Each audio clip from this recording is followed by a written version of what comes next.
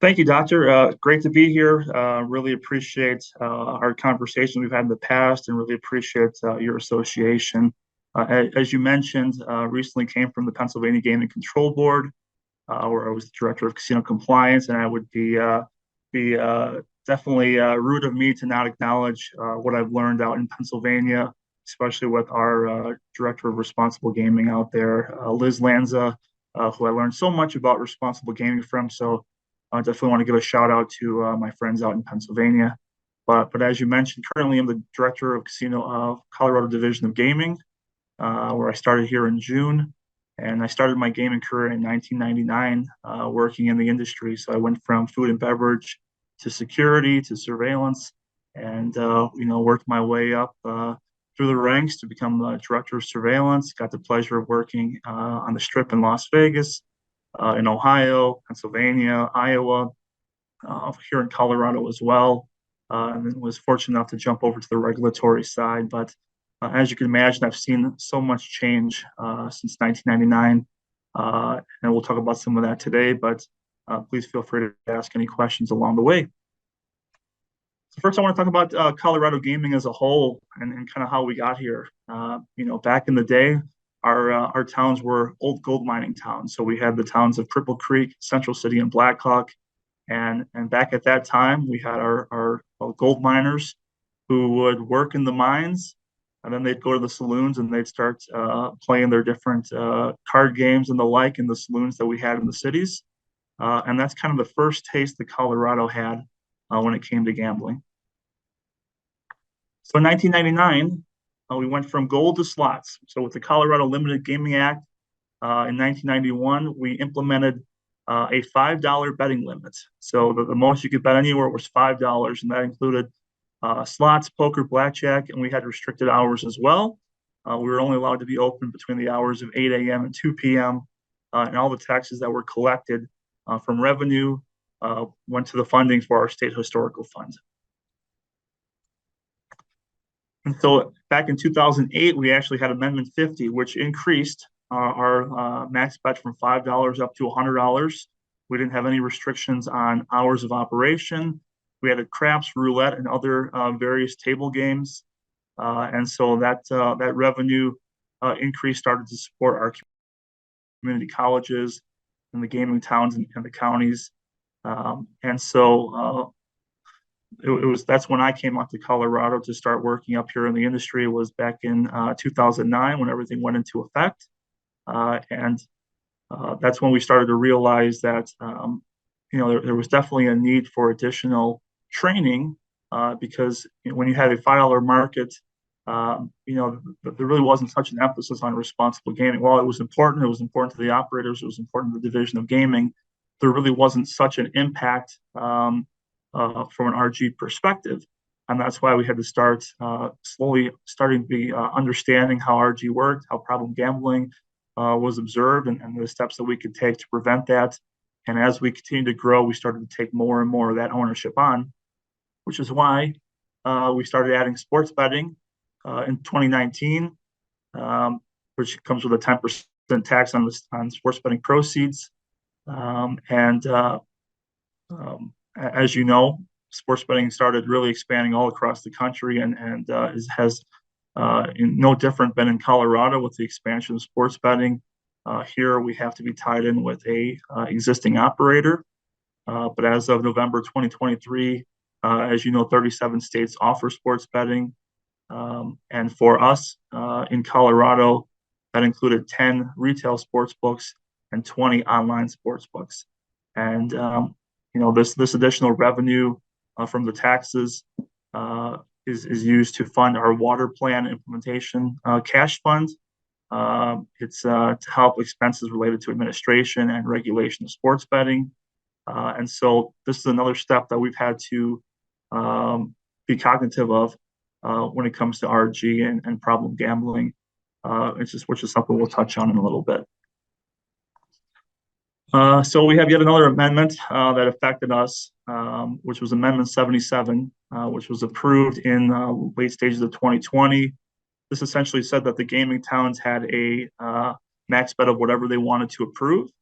and that it also started to take that tax revenue and start looking at it, adding it to college programs to improve student retention and to increase credential completion as well. So, with the growing wagers and the growing tax revenue, we wanted to make sure that that money was being utilized in the correct way, and being, the most important part is us giving back to our communities, giving back to our gaming towns, and taking care of the citizens of Colorado.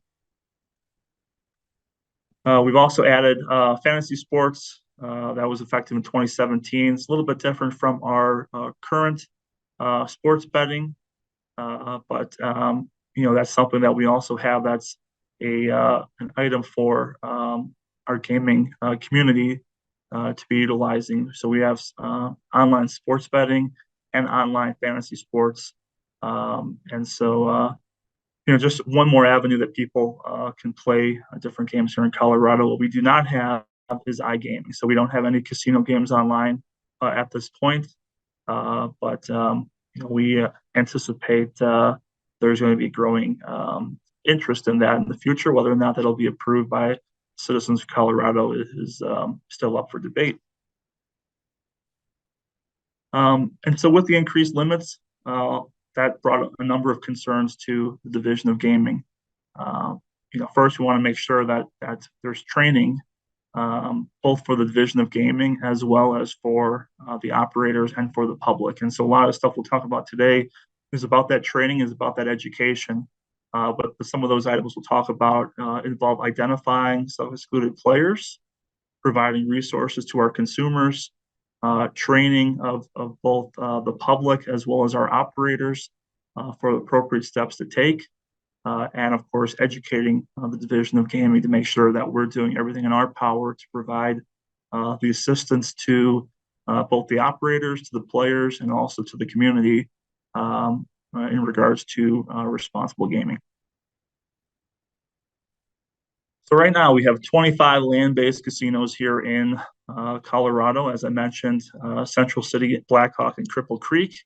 It's very similar to South Dakota, how they have their casinos lined up. Also very similar to Las Vegas, where we have, but here in Colorado, we have Las Vegas style casinos. We also have smaller mom and pop type casinos. It's the rich history of Colorado's casinos that really is really intriguing to me, to be able to walk these towns and know you're in those same footsteps as the 1800s and early 1900s, where gold mining was such a rush here in Colorado. It's really fascinating. We really preserve that history of our gold mining towns, but it's only limited to our casino towns of the three that I mentioned. Now we do have quite an influx of gray market games in the cities, and that has brought a lot of it to us because of both responsible gaming concerns, as well as the problem gambling component to that. We're about 1 hour from Denver itself here in Central City and Blackhawk, and about an hour as well for Colorado Springs to our casino towns. And so, when winter comes, our roads sometimes have to be shut down, and sometimes people don't want to make that trip out during the winter time. They'd rather go to a mom and pop shop, gray market game right down the street from them. And so that's definitely a concern of ours because they don't have the same regulations and training and expertise that our casino operators have, as well as the Division of Gaming has, in order to assist people and help them through the wide variety of different means that we have to protect against problem gambling. So that's something that we continue to work at. We have implemented an ad advertising campaign where we have taken money through a grant, which I'll talk about later on, in order to communicate to the public the reasons why gray market gaming isn't appropriate, and how that responsible gaming tie-in comes into play with that. And that really the only place, if you want to have regulated gaming and have those safeguards are our casino towns and, of course, our online applications for sports betting and fantasy sports. So we'll touch into that a little bit, but we've noticed that gray market games really, as you know, they have no controls when it comes to responsible gaming, and that's something that is definitely troubling to us, the division, and we are looking at all avenues regarding that. But we believe our advertising campaign to really promote responsible gaming as well as talk about these gray market games, it's going to go hand in hand together. And it's really going to, educate our citizens here in Colorado of that type of concern, while also being able to advertise responsible gaming and our self-exclusion program. So I want to talk about the evolution of responsible gaming, just from my own point of view. As you know, gaming has evolved quite a bit since the state started having riverboats and racetracks, and to eventually full-fledged casinos in their states. And just like that, responsible gaming has evolved quite a bit as well.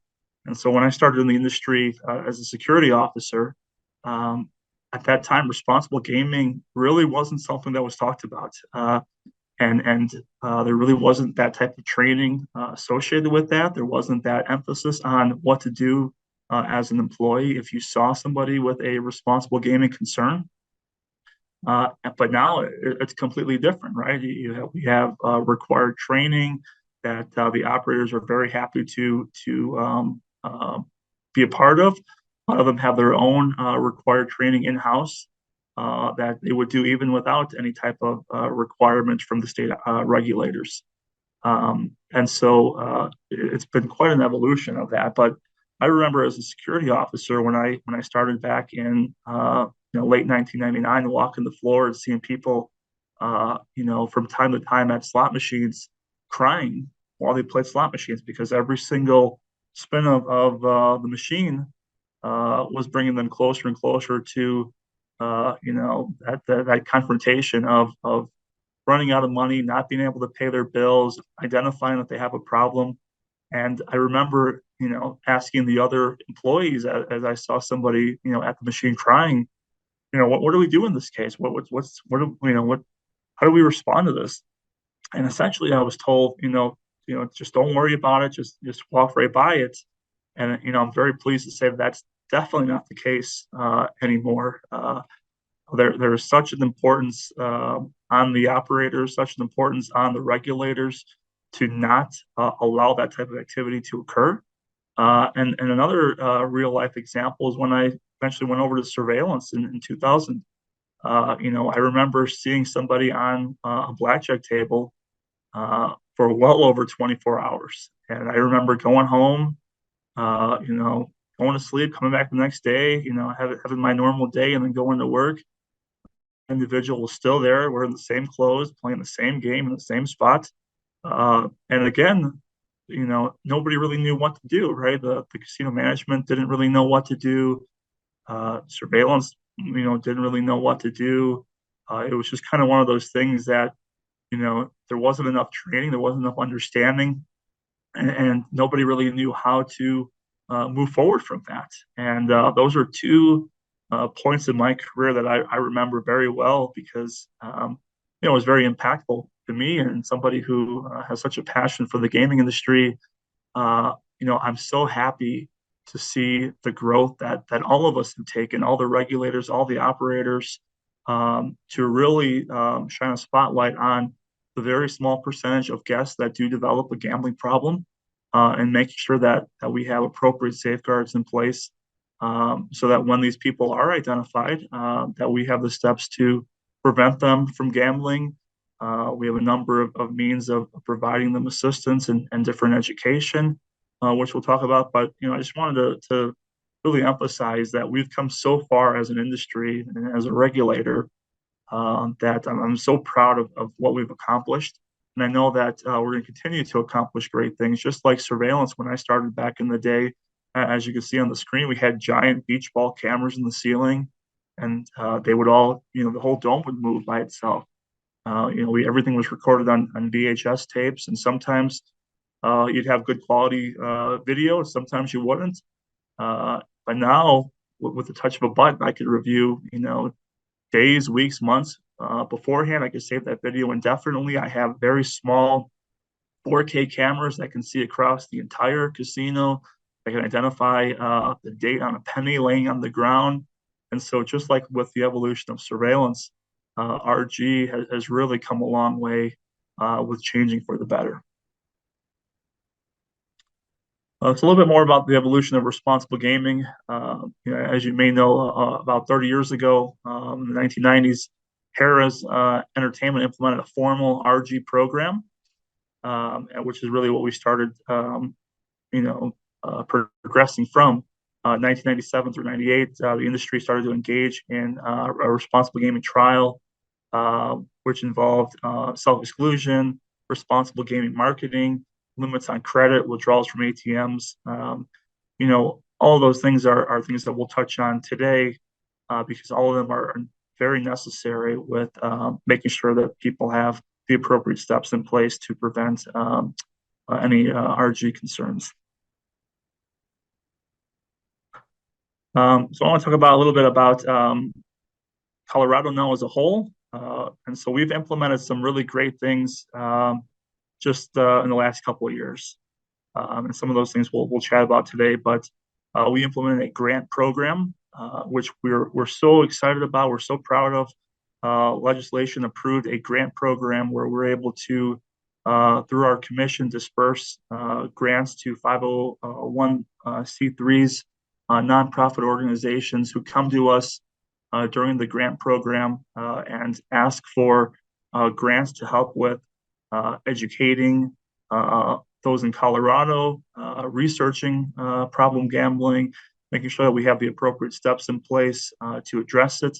And so, again, just recently over the last couple of weeks, we had our last commission meeting was our second time awarding grants focused around responsible gaming. And so we had we'll talk about it in a second, but we offered about $2 million just this last commission meeting for different grant programs, which is something that, I think that, Colorado has really taken a great step in adding some of these programs to both identify this problem as well as address it. We've also implemented, since I started, a self-exclusion program, working in different jurisdictions I've worked in, and specifically in Pennsylvania, seeing how successful our self-exclusion program was in Pennsylvania. I wanted to right away make sure that we implemented that safely here in Colorado. We had already had it approved as I was coming on board, and we had to implement the program. And so, after I started, we worked together in order to implement that. We'll chat about that in a little bit as well. And most recently, we talked about responsible gaming advertising and promotional efforts. This year, we implemented new RG rules that require our operators to always have on their advertising gambling problem, call or text 1-800-GAMBLER, which is our self-help line here in Colorado. Before there wasn't such a requirement for advertising. And again, I was so proud of seeing the efforts in Pennsylvania of the requirements for that RG language on all advertising that we were able to implement it here in Colorado as well. And I'm happy to say that the operators were extremely welcoming of that and happy to implement that. A lot of them were already implementing it on their own before this requirement. But we were happy to have some ground rules in place that make sure that everyone's playing by the same rules and those same advertising requirements. So just a little bit about RG when it comes to the division of gaming. So in 2022 to 2023, there's really multiple employees that were taking on RG as a whole. And we started that grant program collaboration. We started slowly creating our forms. But going into 2023 and 2024, we actually hired a responsible gaming manager. So when I started, I found that was one position that we really needed here at the Division of Gaming, especially with our limit changes And so I have on the call with me who helped me with this PowerPoint, Corey Martinez. She was working for our sports betting section, and she was our HR liaison, and she was promoted to our responsible gaming manager. So to have one person solely dedicated to RG is really, really important to me. This person also works with our grant program, and it's really a great addition. And so, we'll talk a little bit more about Corvus responsibilities in a second, but we also really focused on policies and procedures. We focused on compliance, and we're focusing really hard on grant oversight so that we know that the grants that we've offered, that we're constantly checking in with those recipients to talk about, how is that money being utilized? Where are you at with the process for achieving the terms of your grant, and where are you at from a budgetary perspective? So first, we'll talk about our responsible gaming grant program. So right now we have on a yearly basis, grants are submitted to us for competitive review. We have a committee that really just focuses on the grant itself. We look at merit and eligibility among a variety of other things. But once we come with that as a committee, we'll present that to the Colorado Limited Gaming Control Commission, which will consider the actual mission and vision of the process of the grant itself, and if necessary, approve that grant so that we can disperse those finances and be able to really start seeing some great work being done in Colorado, which in some cases, some of our first grants have gone on to other states as well to be able to implement those same things in other jurisdictions. So just a little bit about how we created the grant. Of course, as I mentioned, we're looking at what supports our impact, how do we improve and support responsible gaming programs in Colorado, and that involves all different levels of support, right? It involves all ages. That involves working with our colleges. That involves different technology that we can leverage.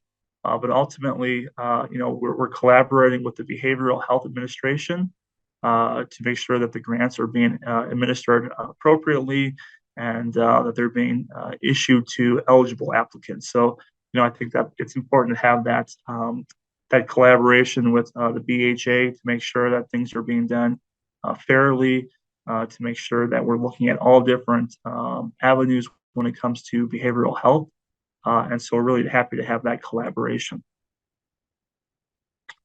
And so what's the vision behind the grant program? We wanted to provide meaningful funding and encourage prevention, education on gambling addiction, make sure that we're looking at additional counselors, having public awareness, focusing on treatment, recovery, of course, making sure that we have the appropriate data on the topic, and making sure that we're researching how this affects Colorado as a whole. As I mentioned, the Division of Gaming as a committee will review it and will evaluate everything, and then present that to the commission, who ultimately makes the decision as to the funding that's given out, and any type of terms that they want to add to the grant program. So in 2023, we actually had 2 rounds of grants that we received to make sure that we distributed all of the money that we had available. And then 2024, we actually had requests totaling $4.4 million from 12 different applications. We only had available between $2.3 and $2.5 million to offer, because we do take our responsible gaming program expenses out of that grant fund. And so right now we had a $2.5 million minus administrative fees. And so it was a very competitive process, but we were very happy that we saw such growth from 2023 into 2024. The reason why we had to have 2 rounds in 2023 was we just did not have enough grants that we received. And so we had a really hard advertising campaign, reaching out to different nonprofits, reaching out to different colleges to let them know that we do have this available. And we were really excited to see that level of increase year over year, and we expect to hopefully have the same level of disbursement next year. Anything that's not spent this year will be carried over into next year. We also have some money from some other funds that we plan on adding into the grant programs. So this is really something that we think is really needed because I think this is where we get our education about responsible gaming from. This is how we understand how it impacts us right here at home in Colorado, but it also helps us understand how it affects us countrywide. And I think that that's a really important topic for us because it's very similar across the board. While we might have different procedures in place and different processes in place, we think that these grants are a tremendous tool to have these nonprofits really focus on this. And it's something that we probably might not have been able to have enough attention to detail had it not been for these type of grants. So we are so thankful to our legislation here in Colorado and to our grant recipients because it's such an important aspect of us really making sure that we're meeting our obligations as a regulator, that our operators are meeting their obligations, and that we're really trying to fully understand how we all play into this piece. This just really talks about how we start our process. So we open up our process every year on November 1st to receive applications. We close them on December 1st. And then throughout that period is when we start really evaluating our grants and how that piece ties in. Our application, really just to quickly go through this, we ask about an executive summary, tell us about the amount of money that you need, how the money is being used, a timeline. Of course, we want to be able to prove who they are and that they're tax exempt status. We really award these based on our current needs of our RRG program, the overall impact of this, the amount that we have available in the fund, and of course, really focusing, as I said, on prevention, education, treatment, recovery, awareness, data, websites, anything that we can have to make it easy for people to get information and for us to be able to understand that information is something that's really important to us. Just a little bit more about our grants, then we'll move on to the next topic. But we do submit a report every year to our commission to make sure that we're achieving those objectives, that we're to really be able to show that impact on the community, talk about the amount of money that was utilized. The commission takes that information and they utilize that to make sure that we're, there's always a checks and balance system, right? And with our commission, that's no different. They provide checks and balances to us the same way we provide checks and balances to the industry. But it's a very closely monitored process because of the amount of money involved. It's something that we take very seriously. And so we're for this year, we're going to have monthly check-ins with each grant recipient to find out where they're at with the process and how much money that they've spent and make sure that we're all aware of each step of the process.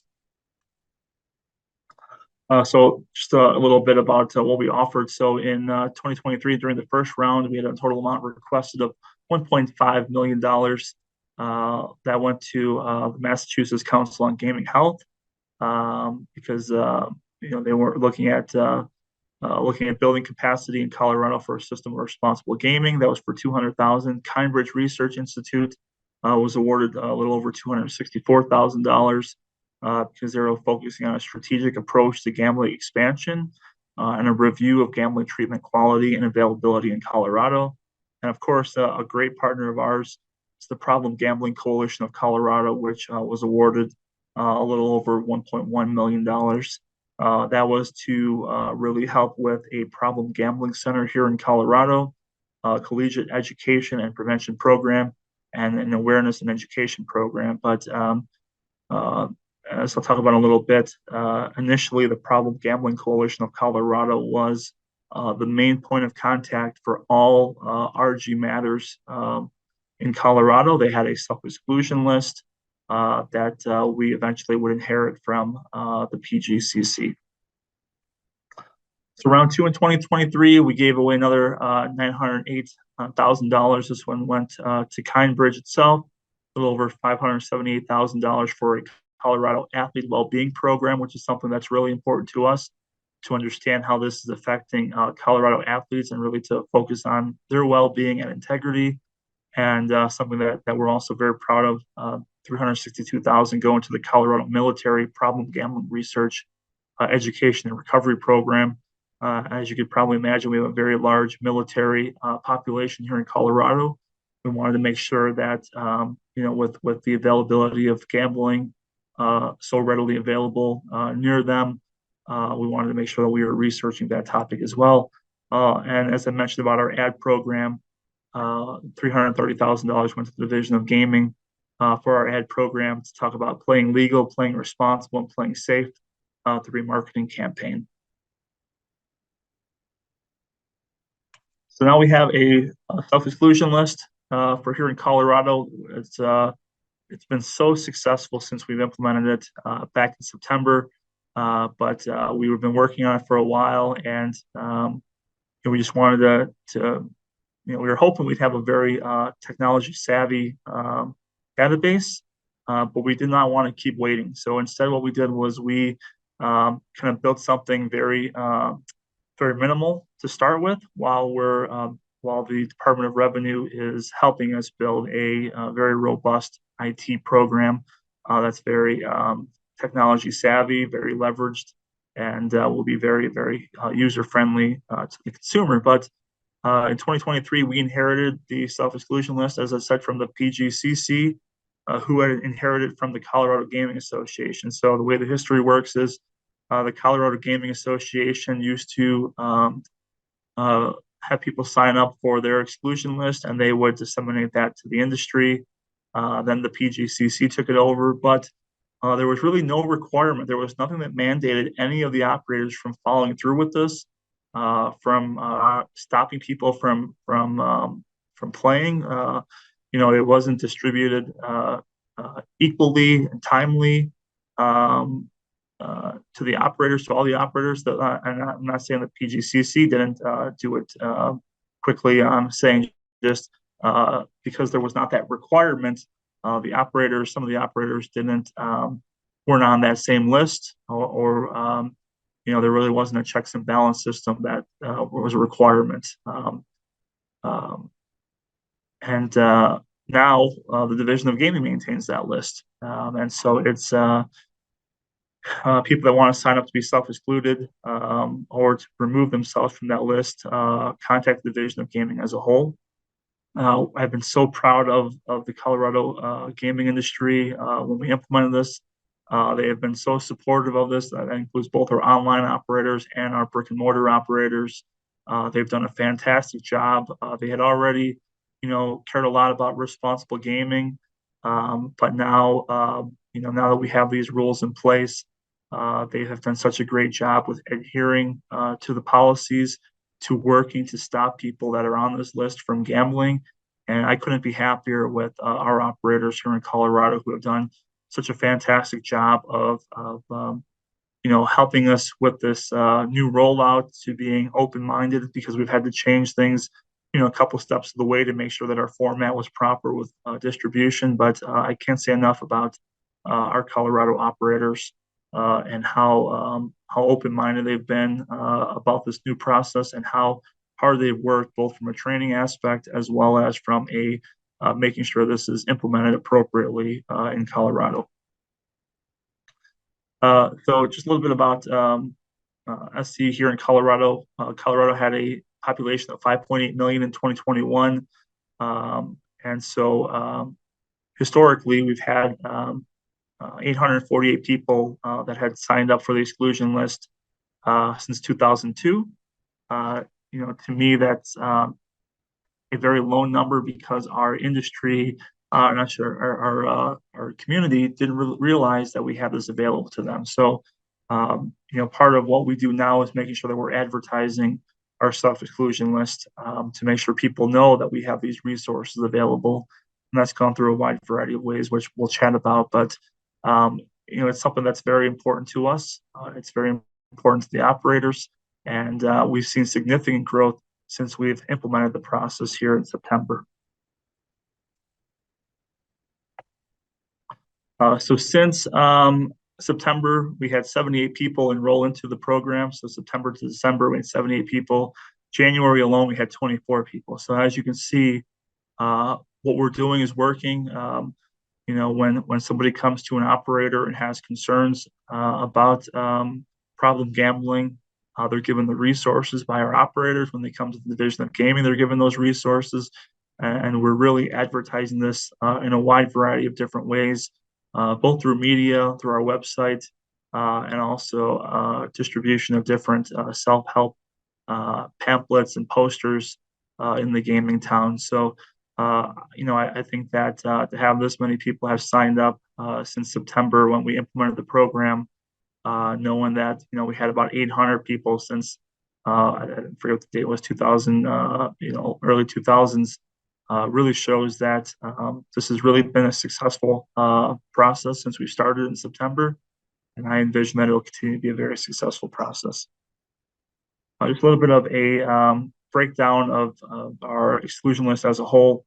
As you can see, 21 to 29-year-olds, we have about 42 people signed up, 30 to 39, 138, 40 to 49, 173, and 50 to 59, 163 people. So, so I think that this kind of shows to us that, we need to continue to try to educate our younger demographic about responsible gaming. And it's something that we've been made aware of within the Division of Gaming internally, and something that we're trying to focus our attention on more, which is why we're starting to reach out to colleges more. We're starting to work with some of those grant recipients to make sure that those colleges here in Colorado are given all the resources that they need for their students to make sound decisions for themselves. Of course, 60 to 69, 185, 70 to 79, 117. And you can see the list as it goes on there. What has been our challenges and our since we've implemented this? A major challenge was us trying to transfer the list from the PGCC to us because some people didn't realize they were still on the list. And we had to, from a responsible gaming aspect, we had to make sure that those who were on the list could be held accountable for it. And we didn't really have much as far as documentation to make sure that people knew what they were signing up for. And so that part was a little bit of a challenge, as with any new process. But the PGCC has been such a great community member to us. They're all essentially a volunteer organization. And so we took that list and we were able to make sure that we started verifying the people that were on the list and making sure that list was fully disseminated to the entire industry. Another challenge is verifying our enrollees. So the one thing that's very important to us is that those who sign up for the list are who they say they are. We don't want it to be someone's spouse signing them up. We don't want it to be a friend. We don't want it to be somebody doing it because they want to get back at somebody. So we require everybody to provide a selfie showing their driver's license so that we can verify that that is the person who's signing up, and that we verify all the information on the driver's license to that person. If we have any concerns, then we can do some additional investigation to make sure that's the right person. But making sure the people signing up is, I think, one of the most crucial elements to the program, is because you want to make sure that those who sign up can be held accountable for their actions, and that they're the right people signing up. We also had to create a sign-up form. As I mentioned before, we initially wanted to wait to have just a really great program to roll it out. We realized we couldn't just wait any longer. And so while we're still developing that program on the back end, we had to come up with a very mundane approach now through utilizing a Google form, which gets the same amount of information that we need, but it's a little bit more cumbersome as far as on the back end, right? It's very seamless to the player when they sign up.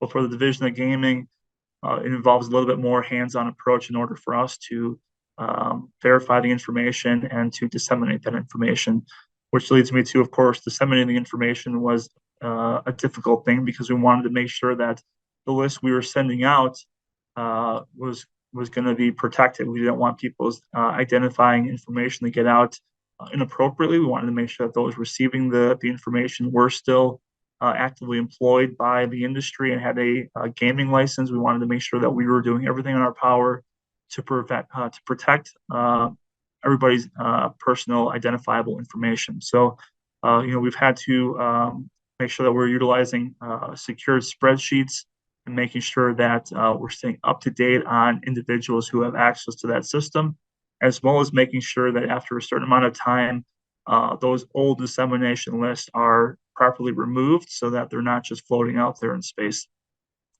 And lastly, making sure that we're leveraging technology. We have so many aspirations for being able to do this, but we've learned that it takes time for us to be able to really develop this program, to be able to have such a really user-friendly experience, and that's why we didn't want to wait any longer. So, in turn, the successes that we've had quick additions to our list, and they're really tied to our rules and regulations. We want to make sure that everything that we're doing meets our regulations and that we're constantly knowing that we're following our own guidance, because if we're giving guidance to the industry, we want to make sure that we're doing that same on our end, which was why it was so important for us to bring on that responsible gaming manager. So how can people sign up? So they could do it right from our website. They could sign up and they can utilize the QR codes. They could find the information, of course, through the national helpline. They can also get that information through the online apps that the operators here in Colorado have, through our sports betting apps. But, the great thing about here in Colorado is we have dedicated team members that work in these cities, and that they're always available. So if there's an issue, our team can respond directly to that guest in real time, be able to provide them with the information that they need. And, we think that the most important part is having that accessibility, whether it's through a real person, whether it's through a phone number, whether it's through the website, because when people realize they need to exclude themselves, it needs to be something that they have that resource to do it right then and there. It shouldn't be we'll get you that information 72 hours from now, because that 72 hours can be such impactful to that player. We want to make sure that there's always that availability. And so, first step also is right through the casino itself. When the casino has somebody who identifies as a problem, they have appropriate steps and procedures in place as well. We'll talk about that through our responsible gaming plan here in a second. So a big thing is, how do you identify these players once they show up at your property? And so, of course, we already know that through our online operators, they have specific KYC processes, know your customer process, so that they can identify that person through the normal sign up. But, it's a little bit harder from the casino point of view. So we have three different ways you can be added to our exclusion list. We have an involuntary exclusion list, which is something that we just started. That'll be going into effect any month now, where we mandate people to go on that exclusion list for a variety of reasons. And that's through our commission. We have court-ordered exclusions that the courts in Colorado have a process where they could add people if they have a gaming-related crime. They could add them to a court-ordered exclusion list. And of course, as we've talked about, our voluntary exclusion. So how do we identify those people? Of course, through ID checks when you're coming into the casino, going to the cage to get a Players Club card, or perhaps make some type of transaction and having to show your ID.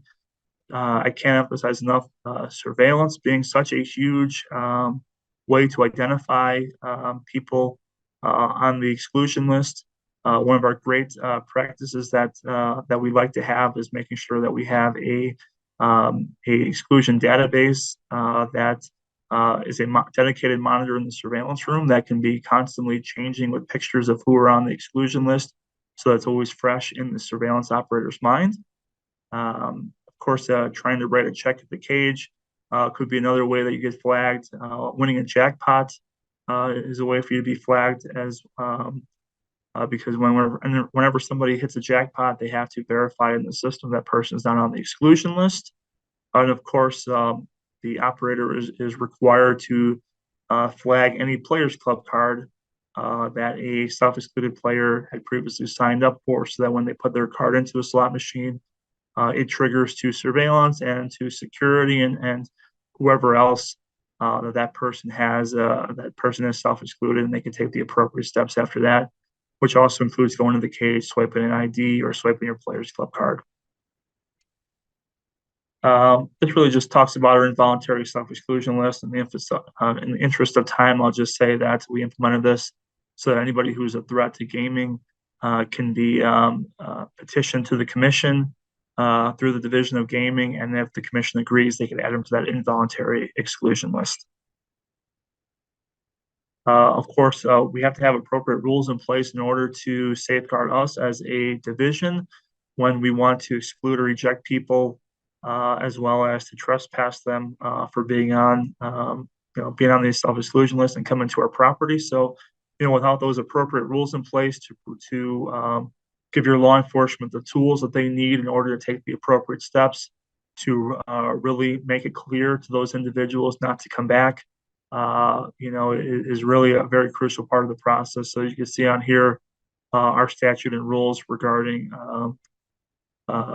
exclusions, the injections, and of course, the biggest thing is that we're going to confiscate any winnings by that player. So if you come in and win a jackpot, we're gonna take that winnings and eject you and potentially charge you with trespassing or any other crime that is applicable. But we think that that confiscation of funds is very, very important because it really shows that cause and effect to players that it's not worth coming up here because we're just going to confiscate your money if you win. We found that if people are returned that money, there's really not that same emphasis to not come back because they expect that you'll always have that money returned to them. So we think that the confiscation of funds is crucial to the success of any self-exclusion program. We also want to talk about education and collaboration. So the Division of Gaming employees and the casino employees are receiving training on what steps to take when identifying someone with problem gambling concerns.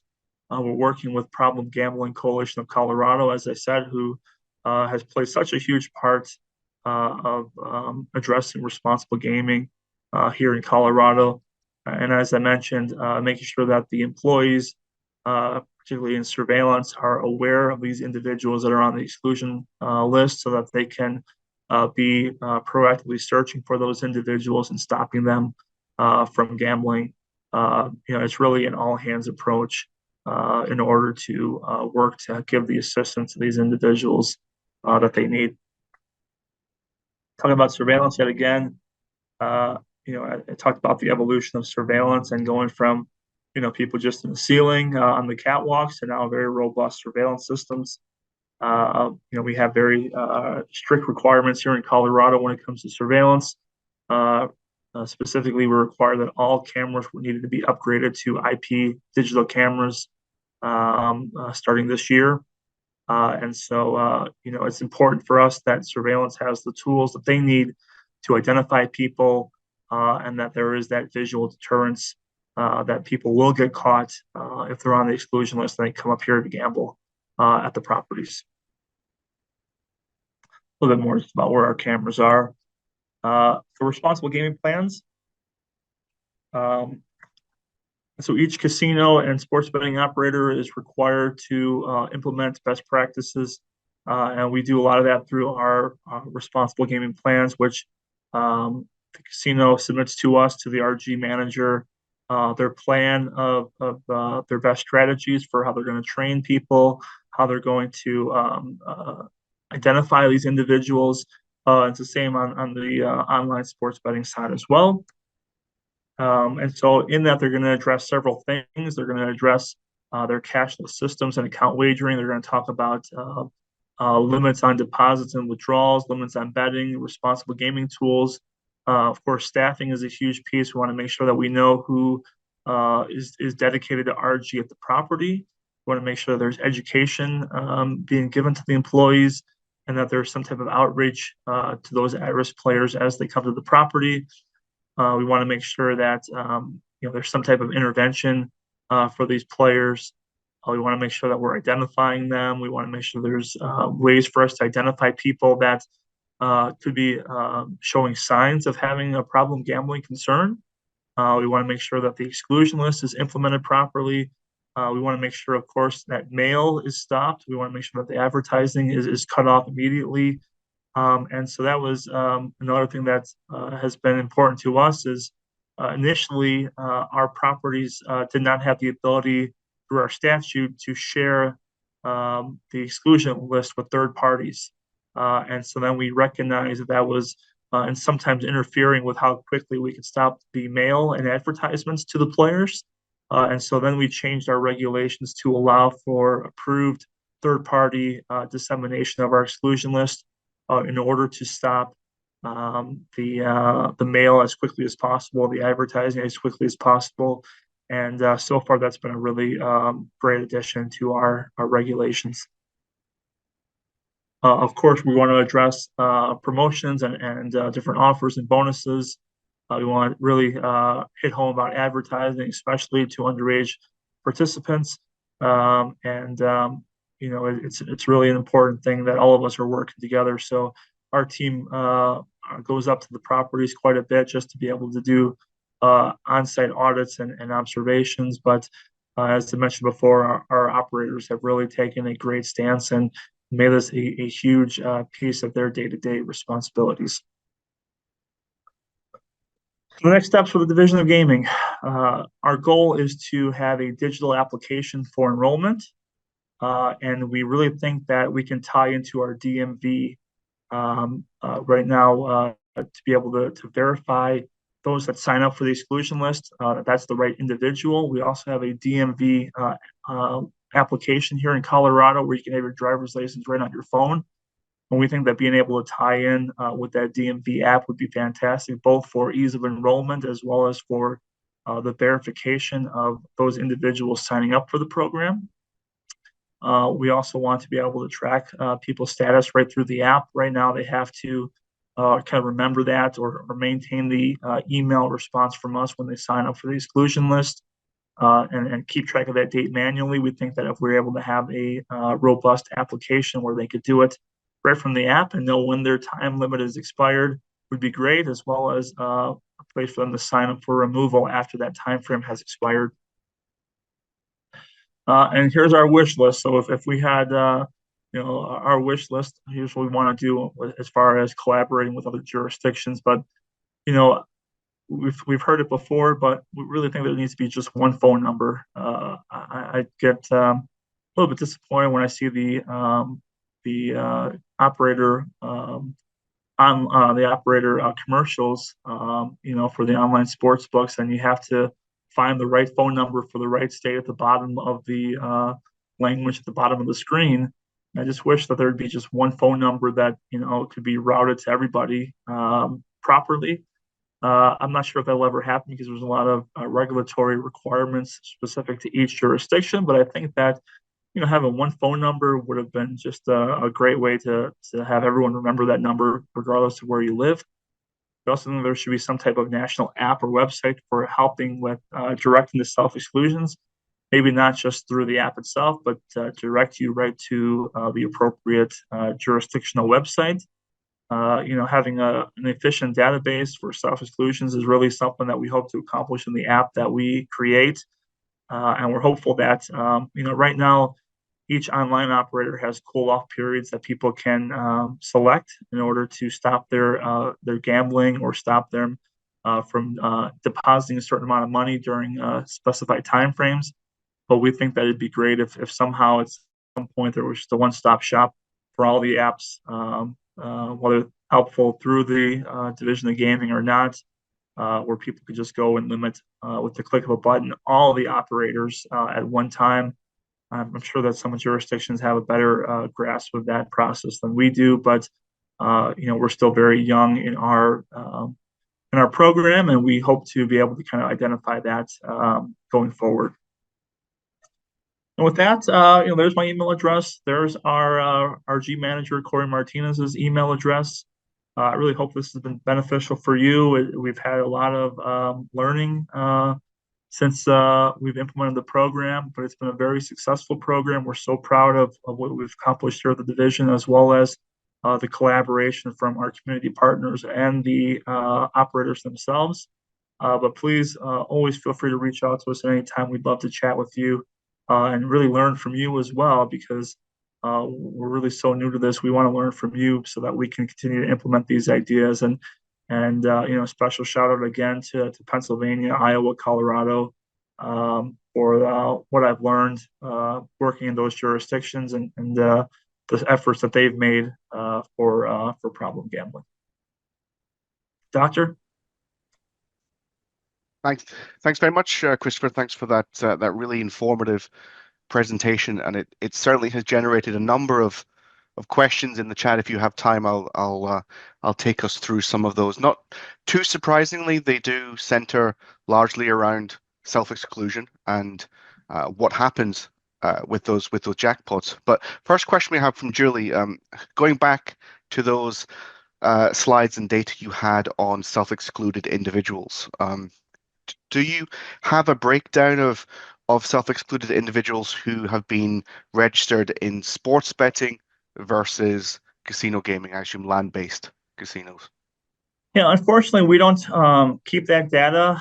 We don't have on our sign-up sheets, where you came from or where you were recently gambling at that triggered this type of response. All we have is one centralized location, but that is a great idea for us to really be able to understand how people are finding us. I think that could be something that we can easily implement. But unfortunately, all we have is just the enrollment itself, and we track it that way. And we have a couple of questions. I'll merge them into just one theme here because they do follow on nicely. On the subject of the jackpot money, a question from Josephine. She asks, what do you do with jackpot money that's been confiscated? Sure. So our goal is to work with legislation to implement some ways to utilize that money going forward in the form of RGs. Right now, all that money is put into a fund, and we didn't have that specified in our statute when I came out here. But what I'd like to see is what's worked in other jurisdictions where you utilize that money to directly help with responsible gaming. So whether that's through advertising, whether that's through marketing, whether that's through education, whether that's through helping the industry and the division grow. As far as just making sure that we have all the tools that we have in place or helping us with applications.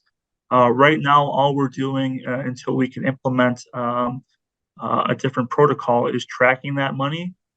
We have a certain amount of time before that money falls off our books. I think it's 3 years. So we have some time where we can build up that fund, and it's right now it's very minimal. But our goal is to work with our commission and see if we can implement an actual process where we can utilize that money to give right back to responsible gaming. And we have a follow-on question from Josephine on the same similar lines about giving back and what happens to the money. If a person is reinstated, do they collect the jackpots that they've previously been confiscated? Yeah, absolutely not. If somebody's on the exclusion list and they win a jackpot, they will never receive that money. And thankfully, our regulations are very clear that if you receive that, if you were awarded that money or you won that money while on the exclusion list, you are not entitled to that money and you are not awarded that money. So even if you came off the exclusion list 2 days from now and today you won a jackpot, we would not give you that money in any case. There are ways, though, that somebody can petition to me and explain the reason behind it, and we could follow up with an investigation and present that, if necessary, to the commission. But there would have to be a very, very good reason why we would award that money, and that would kind of involve around fraud. If somebody said I didn't sign up for the list, that was my ex-husband, my ex-wife, and I could prove it. Those would be situations that we would really take a hard stance at that. But in any other case, we will never award that money because we don't want to incentivize people for playing on the exclusion list. And we have a question from Mark, which approaches it from the opposite. So if someone has had a jackpot confiscated or winnings not being paid out, do you give them back the the wagers which they lost? No, no. So what we will give them is any money that's left on the machine that that we can prove are not winnings. And so we can do that by actually pulling the data from the slot machine itself and doing some research to find out what exactly was put into the machine and the hopefully the subsequent spins after that, depending on when we caught them. But no, we would only give them back the money that they put into the machine, but not anything that they lost, anything like that. So if they had put $100 in the slot machine, they played it down to $80, and then we caught them, they'd get that $80, and we would escort them off the property with appropriate criminal action after that. We have a follow up question on the issue of self exclusion from Julie. Does exclusion via sports betting apps integrate with the self exclusion database? Does it synchronize across mobile betting operators? Unfortunately, not. It's something that we hope to accomplish in the future. Right now, the sports betting operators are directed to refer people to us uh, for the self-exclusion database, but we are aware that online operators do have their own cooling off periods and their own exclusion list. But it's our hope that they direct them to us when somebody comes to them with a gambling problem, so that they could properly sign up for the exclusion list. And we have one final question from Amanda, more of a regulatory compliance question, I think. Do the casinos receive any fines or penalties as a result of allowing self-excluded individuals to play? Yeah, absolutely. So if anytime there's an incident happening at a casino, our criminal investigators do fully investigate how it happened, and if there was some type of negligence, then we could seek a disciplinary action through the commission itself, which could impose fines. It could impose suspensions of licenses and a wide variety of other things. But we have not had that come up yet since we've implemented the self-exclusion program. But if need be, we do have the means for following up in that type of way. But as I mentioned, our operators here in Colorado have really taken ownership of this program, really given us a lot of great feedback as well. And that's something that's really important to us, is that we have a really unique stakeholder and rulemaking process, so that when we are going to implement new rules and regulations, we present ideas to the industry, and they're able to come to us through a stakeholder process and give us feedback on the rules that we're hoping to implement through the commission. And they were very supportive right from the start. Gave us some great feedback to help us with crafting that regulatory language, and have been a great counterpart to make sure that we're doing everything we can to protect the Colorado community. And we have a late question here from Ambrose coming from Malta here. Are, are, are responsible gaming questionnaires embedded in the KYC and CDD process or program? I don't think so. Not as in depth as I think it could be. I think that each KYC program is a little bit different, and it's really just designed, at least from my understanding, to verify that's the player who's signing up for it. But I think that's something that the Division of Gaming should research more. Questions about have you ever excluded yourself from a jurisdiction potentially could be a great piece of that process. But we have not formulated any regulations around that, and leave the ownership of the KYC process directly to the operators.